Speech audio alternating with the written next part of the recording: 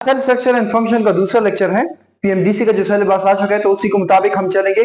उसमें तो साइटोप्लाज्म का जिक्र है नहीं, लेकिन हम सबसे पहले साइटोप्लाज्म को डिस्कस करेंगे क्योंकि सारी ऑर्गेनेलिस उसी में पाई जाती है। हम पहले साइटोप्लाज्म को डिस्कस करते हैं, उसके बाद एंडोप्लाज्मिक रेटिकुलम जो ऑर्गेनेलिस है उसको भी फर्दर डिस्कस करेंगे। शुरू करते हैं साइटोप्लाज्म से कि साइटोप्लाज्म क्या चीज है। कह रहे हैं ये लिविंग कंटेंट है, mean cytoplasm living in nature है किस चीज का, यूकेरियोटिक सेल का, और प्रोकैरियोटिक सेल में भी ये पाया जाता है। ये यूकेरियोटिक सेल और प्रोकैरियोटिक सेल का क्या चीज है, लिविंग कंटेंट है। इसमें सेल ऑर्गेनेलिस पाई जाती है, ठीक है, सेल ऑर्गेनेलिस पाई जाती है, वेस्ट पाए जाते हैं और स्टोरेज प्रोडक्ट्स, और साथ में फंडामेंटल बायोकेमिकल्स। फंडामेंटल बायोकेमिकल्स का मतलब क्या है, इसमें प्रोटीन्स हो गए, कार्बोहाइड्रेट्स हो गए, ठीक है, ये सारी चीजें जो रिक्वायर्ड है सेल की, लिपिड्स हो गए, ये सारी चीजें उसमें साइटोप्लाज्म में पाई जाती है, ठीक है। नेक्स्ट है कि ये दोनों प्रोकैरियोट्स में पाया जाता है, यूकेरियोट्स में भी पाया जाता है, लेकिन फर्क क्या है कि प्रोकैरियोट के साइटोप्लाज्म में ऑर्गेनेलिस नहीं पाए जाते, ऑर्गेनेलिस इसमें नहीं पाए जाते, नो ऑर्गेनेलिस, ठीक है, एक्सेप्ट सिर्फ राइबोसोम पाया जाता है, राइबोसोम होता है, बाकी जो ऑर्गेनेलिस है वो इसमें नहीं पाए जाते, ठीक है। ये सिंपली इनमें डिफरेंस है। बाकी साइटोस्केलेटन भी जो है वो भी प्रोकैरियोट्स में नहीं पाया जाता, जबकि यूकेरियोटिक सेल में पाया जाता है। इसमें 90% वाटर होता है, ठीक है, और जो सॉल्युबल पार्ट है, सॉल्युबल पार्ट साइटोप्लाज्म को हम क्या कहते हैं, साइटोसोल कहते हैं, सही है।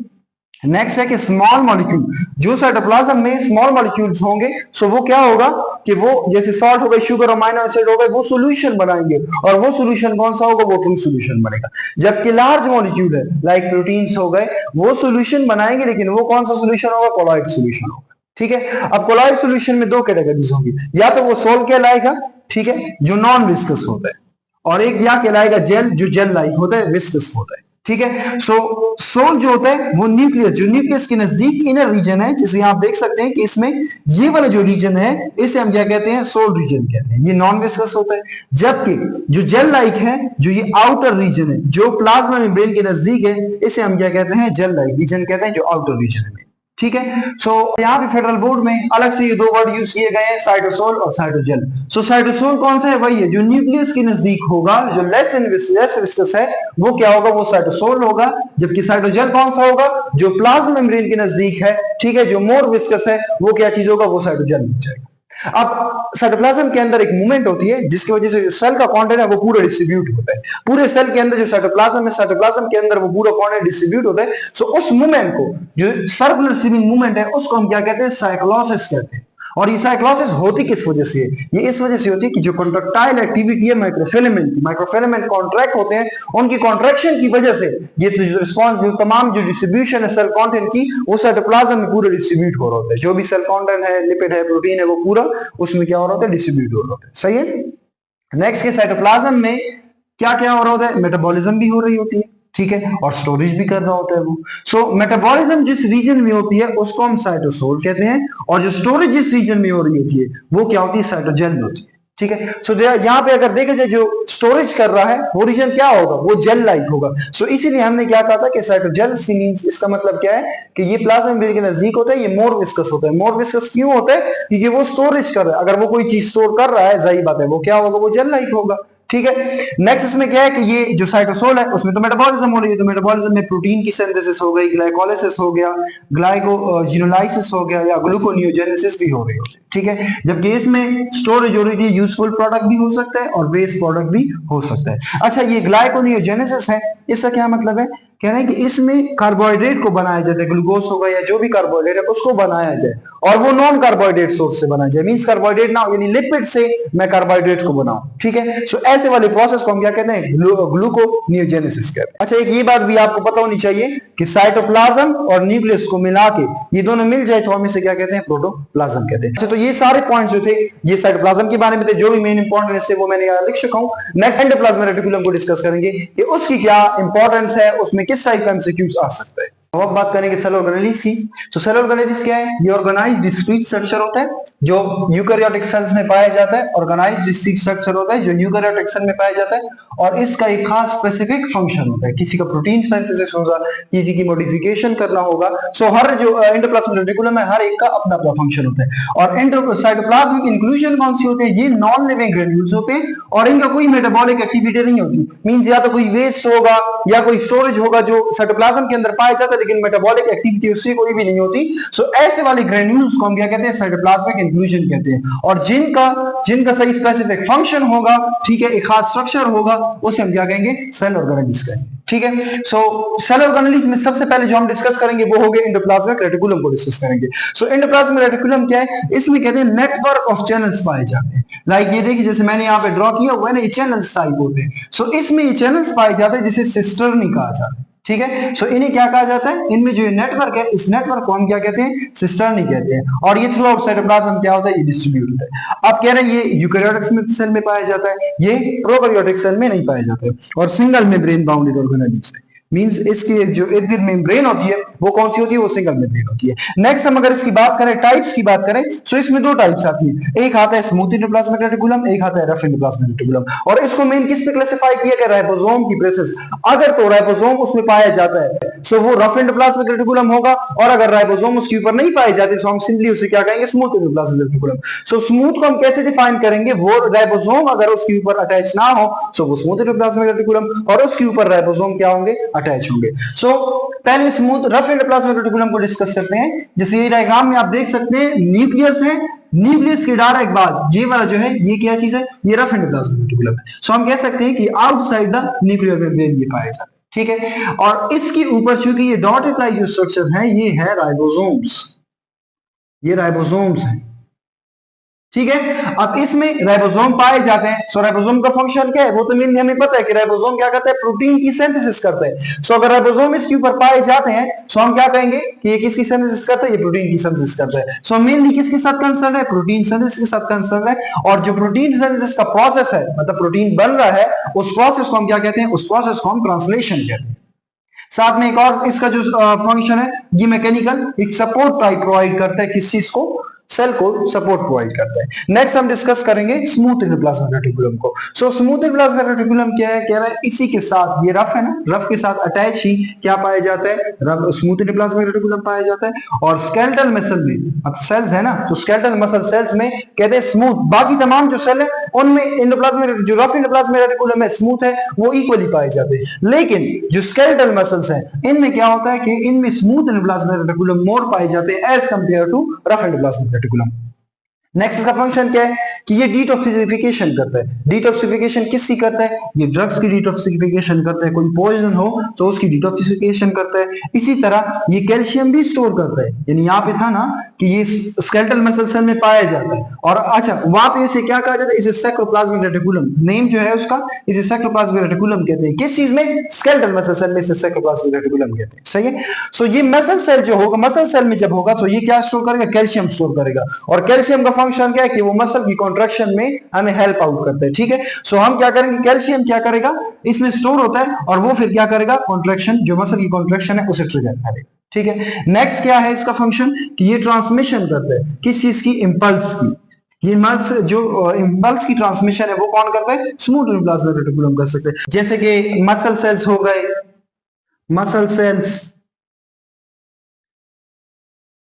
या नर्व सेल्स, इसकी जो ट्रांसमिशन करता है वो कौन करता है, स्मूथ एंडोप्लाज्मिक रेटिकुलम करते हैं। कुछ और भी इसके जो इंपॉर्टेंट फंक्शंस हैं वो भी डिस्कस करते हैं हम कुछ और फंक्शन इसके डिस्कस करेंगे। जैसे कि सब यहाँ पे है ट्रांसपोर्ट ऑफ मटेरियल, मतलब एक पार्ट ऑफ सेल से दूसरे पार्ट ऑफ सेल जो मटेरियल ट्रांसपोर्ट हो रहा है उसमें भी ये इन्वॉल्व होता है। मींस यहाँ से प्रोटीन बन गया, सो ये प्रोटीन की ट्रांसपोर्ट करेगा। यहाँ पे स्मूथ है, सो स्मूथ आगे प्रोटीन की ट्रांसपोर्ट कर रहा होगा। सही है, मेटाबॉलिज्म ऑफ कार्बोहाइड्रेट भी ये कर रहा होता है। ठीक है, और ये लिपिड को बना रहा होता है, किस चीज से, फैटी एसिड और ग्लाइसोल से ये क्या बना होता है, लिपिड बना होता है। कौन बना रहा होता है, ये स्मूथ एंडोप्लाज्मिक रेटिकुलम बना रहा होता है। इसी तरह ये हार्मोन्स हो गए, जैसे कॉर्टिकोस्टेरॉइड हो गया, टेस्टोस्टेरोन, एस्ट्रोजन हो गया, ये सारे के सारे कौन इनिशिएट करता है, ये एंडोप्लाज्मिक रेटिकुलम जो है ये इनिशिएट कर रहा होता है। साथ में ये मैकेनिकल सपोर्ट भी प्रोवाइड कर रहा होता है, किस चीज को, सेल को। मेन पॉइंट से स्मूथ एंडोप्लाज्मिक रेटिकुलम के लिए, रफ एंडोप्लाज्मिक रेटिकुलम के लिए। और एमसीक्यूज इधर सी आएगा, बस टॉपिक को आपने सही से पढ़ना है, बुक वाइज भी पढ़ना है सही से। ये पॉइंट्स भी आप साथ में नोट करते जाएं और उसको लिखते जाएं कि आपका एमसीक्यूज है तो उसमें मसला ना हो। नेक्स्ट हम गोल्गी एपरेटस को डिस्कस करते हैं कि उसके क्या फंक्शंस हैं। अच्छा, आप डिस्कस करेंगे गोल्गी कॉम्प्लेक्स को, गोल्गी एपरेटस भी जिसे कहा जाता है और डिक्टायोसोम भी कहा जाता है। इसके 3 नाम है, डिक्टायोसोम, गोल्गी एपरेटस और गोल्गी कॉम्प्लेक्स भी इसको कहा जाता है। डिस्कवर किसने किया, कैमिलो गोल्जी ने 1898 में, डेट तो आती नहीं लेकिन जनरली लिख दी है, 1898 में कैमिलो गोल्जी ने उसे डिस्कवर किया। और वो कब, जब स्टेनिंग टेक्निक, स्टेनिंग जो होती है ना, जो स्टेनिंग करवाई जाती है, जैसे आप लोग बैक्टीरिया के चैप्टर में पढ़े हुए, ग्राम स्टेनिंग टेक्निक होती है जिसमें बैक्टीरिया को, सेल वॉल को पहचाना जाता है, उसमें ब्लू कलर वो स्टेनिंग की जाती है, मतलब कलर देके उसको पता लगाया जाता है कि सेल वॉल उसमें प्रेजेंट है या नहीं है। सो मेन यहाँ पे स्टेनिंग की टेक्निक से उसे पता लगाया गया कि जो गोल्जी एपरेटस है वो साइटोप्लाज्म के अंदर पाया जाता है, और ये सिंगल मेम्ब्रेन बाउंडेड है, चिफ्लेटन मेम्ब्रेन सिंगल बाउंडेड ऑर्गेनेली है, ठीक है। और इसके जो ये गोल टाइप आप देख रहे हैं इसको सिस्टर्नी कहा जाता है, इधर भी सिस्टर्नी थी, और जो पीछे एंडोप्लाज्मिक रेटिकुलम में पढ़ चुके हैं उसमें भी सिस्टर्नी है, ठीक है। इसमें यूनिट्स पाए जाते हैं जिसे डिक्टाइजोम कहा जाता है, और डिक्टाइजोम क्या चीज है, तमाम ये जो वेसिकल्स हो गए, ये सिस्टर्नी हो गया, ठीक है, इन सब को मिला के हम डिक्टाइजोम कहते हैं, ठीक है। अब अगर स्ट्रक्चर को देखा जाए तो स्ट्रक्चर में दो फेजेस है, एक है सिस फेज जो अपर पोर्शन है जिसे प्रोक्सिमल भी कहा जाता है, फॉर्मिंग फेज भी कहा जाता है, और ये कॉन्वेक्स होता है, ठीक है। सो ये अपर वाला जो रीजन है इस टाइप का, ये कॉन्वेक्स टाइप जो है इसे सिस, प्रोक्सिमल या फॉर्मिंग फेज भी कहा जाता है, ठीक है। यहाँ पे इनकमिंग वेसिकल यहाँ पे अटैच होते हैं, सो हम कहते हैं कि फॉर्मिंग फेज है। फॉर्मिंग फेज क्यों, क्योंकि जो सिस्टर्न है वो बन रहा है, यहाँ पे वेसिकल अटैच होते हैं और सिस्टर्न बन रहे होते हैं, जबकि इस साइड पे यही वेसिकल दोबारा रिलीज हो रहे हैं। सो ऐसे फेज को हम मैच्योरिंग फेज भी कहते हैं। और ये वेसिकल जो रिलीज हो रहा है, ये कौन से वेसिकल, सेक्रेटरी वेसिकल्स,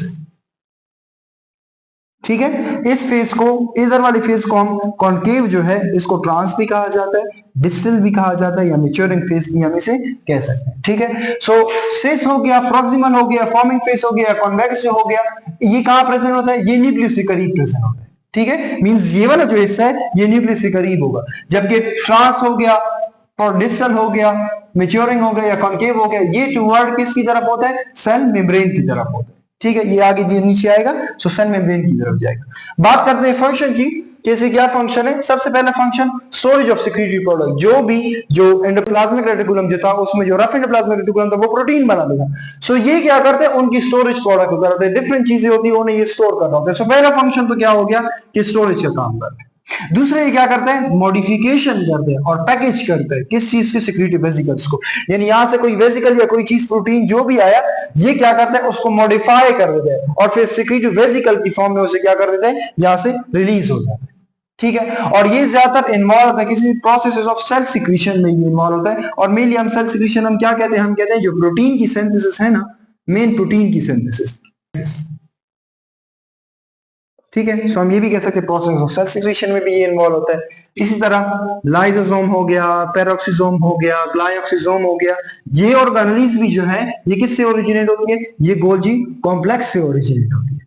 साथ में इन्वॉल्व इन द फॉर्मेशन जो कॉन्जुगेटेड मॉलिक्यूल्स होते हैं, जैसे ग्लाइकोलिपिड हो गया, ग्लाइकोप्रोटीन हो गया, उसकी फॉर्मेशन भी कौन कर रहा होता है, उसकी फॉर्मेशन भी गोल्जी कॉम्प्लेक्स कर रहा होता है। और इसी तरह जब सेल वॉल, प्लांट सेल जब डिवाइड हो रहा होता है, सो उसमें नया सेल, नई जो सेल बन रहा होता है उसके लिए सेल वॉल चाहिए होता है। सो कह रहे हैं कि ये ऐसे वेसिकल को राइज करता है जिनमें क्या होता है, सेल वॉल सिंथेसाइजिंग मटेरियल होता है।